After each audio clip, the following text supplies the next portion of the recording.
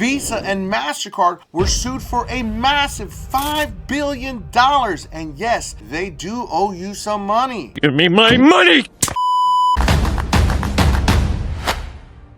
Everyday Americans have zero clue about all the processing fees that businesses have to pay just to accept payment with a credit card, even a debit card. If it has a little Visa logo or a MasterCard logo, guess what? A business has to pay for it. Doesn't matter if you're a small business or a large business, you're somehow going to have to pay for that actual processing of that credit card. And the worst part about it is, even if an actual credit card gets declined, guess what? The business still has to pay for that transaction. So of course, I'm going to explain exactly what happened with the Visa and Mastercard settlement and how we got to this point. Then I'm going to break it down into 3 very important steps that you do not want to miss. Step 1, who was affected. Step 2, how to file your claim. And step 3, when to expect your payment from your claim. The fees with Visa and Mastercard, just to accept them, were getting out of control. And it was like Visa and Mastercard were trying to monopolize this entire industry. And unfortunately, guess what? They got caught. Just like when everybody's trying to run some type of scam, eventually you're going to get exposed. And that's exactly what happened with Visa and Mastercard, because business owners were actually being taken advantage of, and they couldn't turn to other processors because guess what? You need Visa and Mastercard at the end of the day. Without Visa and Mastercard, you can't accept payment just from a single actual regular everyday debit card. Now, step 1, who was actually affected? Now, if you were a large business, mid-tier business, small business, or just an average actual gig worker out there who was actually taking payment through like a little Square reader, or you were taking payment through Venmo or Cash App, any type of payment that you accepted for a Visa or a MasterCard, doesn't matter the size of your business, you were affected. This is the craziest part about this. This is why this settlement is huge, and it is a massive deal. Now, the dates when you were actually affected are January 1st, 2004, all the way up to January 25th of 2019. This sucks because my business was started in actual 2019, but in November, so I won't qualify for any of this. But this is 15 years of being in business and accepting payments. That is a long time. If you were a business owner, you need to pay attention to this. And if you were just someone with a side gig, you also need to pay attention to this. Anybody that accepted any type of payment with a Visa or MasterCard, you were affected. Whenever a credit card or even a debit card that has a little actual Visa or MasterCard logo is swiped, an actual consumer thinks this, oh, they actually paid them and they got their money in their bank account. Actually, that's not how it happens. The payment goes through that actual little processor machine, and then it goes through a gateway.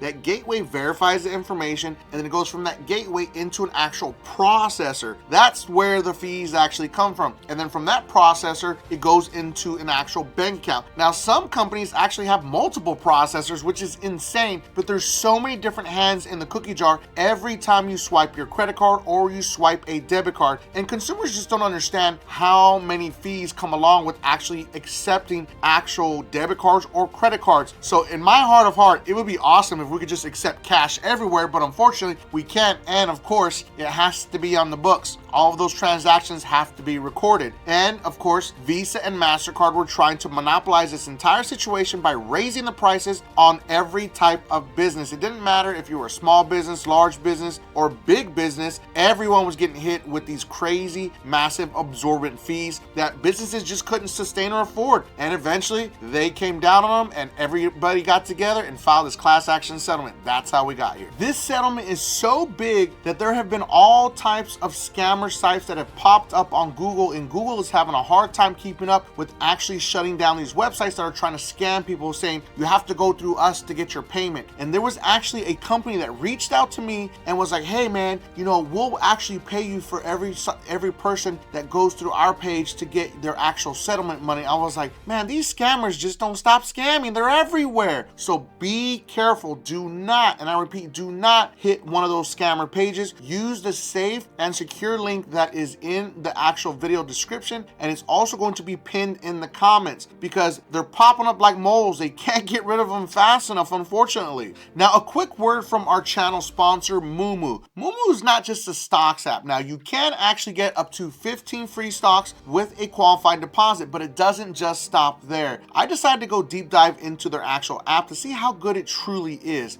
And when I went in there, I just chose Apple and I looked at it and I said, geez, this thing really breaks down everything about the company. Anything in the news, any type of issues you're having with the company, it's going to be broke down, everything inside of the app. But they don't just stop there. They actually have a savings account for uninvested cash. Now, right now, if you sign up, you're going to get 5.1% APY as the base rate, and then you're going to get an additional 3% APY for the first 3 months. That's 8.1% APY on uninvested cash. You just put your money in there, let it grow, and that's all you have to do. It's just that simple. Link is going to be in the description for the Moomoo app.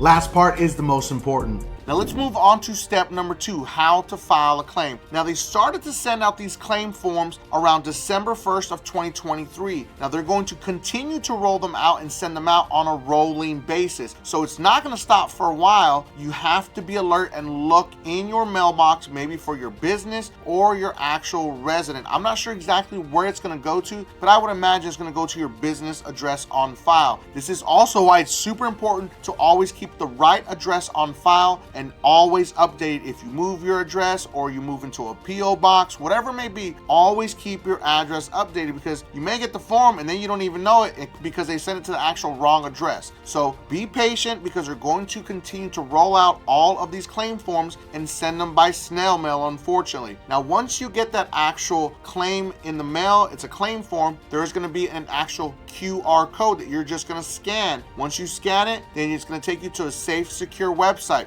This is why I said try not to go out there searching for the link because there's too many scammer websites. And then if you didn't get it by a certain time frame, then you of course need to file a manual claim. Now, if you don't get the actual envelope and you believe that you do have a claim, you will have until May 31st of 2024 to file your claim. Again, you must file your claim by May 31st of 2024 or you will not be included in this settlement. Very important to understand. Now, I'm going to put it up on the screen right here so you can see the actual address of where you can actually send in your form. If you do not receive it, contact them and let them know, hey, listen, I didn't get a form. What's going on? I actually was in business from this time frame to this time frame. I need to be involved in this actual class action settlement because my business was affected. It's just a very simple standard letter. It doesn't have to be rocket science. You just have to prove that you were actually a business and you were doing this, and that's it. So for step 3, when to expect your payment. Remember, you have to wait until the settlement closes and ends, which that date you have to submit all your information by May 31st of 2024. Submit all your information and then you're going to wait for them to communicate with you. They may send you an actual email or they'll send you a confirmation number, whatever it may be, they're going to communicate with you. It's usually going to take about 90 to 120 days is my actual guess, because remember, there are thousands, possibly hundreds of thousands of businesses that were actually affected by this. So if you have a friend or a family member that was an actual business owner, whether it be small, large, whatever, send them this video so they know to file their claim because they were most likely affected, because that was a 15-year window. That's crazy. Now, I want to take a quick few minutes to actually show you what the real settlement page looks like, because if you go out there and you actually click on it, you can see exactly what it looks like. Now, as you can see, this one has updated to tell you that they started to send out all of these claim forms in December, and you may get them all the way up to January, but I'm willing to bet money